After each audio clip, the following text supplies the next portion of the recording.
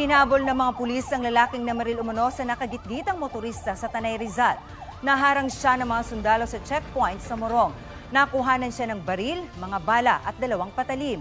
Batay sa investigasyon, kinumpronta ng suspect ang driver ng pickup at saka na maril.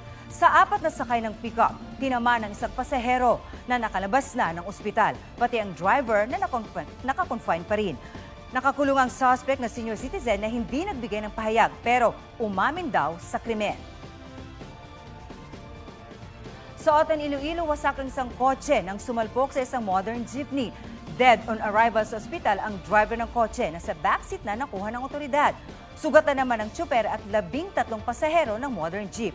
Ayon sa investigasyon, matulin ang kotse at biglang nagpalit ng lane. Kaya nabangga ang kasalubong na modern jeep. Nakadetain ang driver ng jeep. Patuloy naman ang pag-review ng kooperatiba ng PUJ sa kuha ng dashcam ng modern jeep. Huwag magpahuli sa mga balitang dapat niyong malaman. Mag-subscribe na sa GMA Integrated News sa YouTube.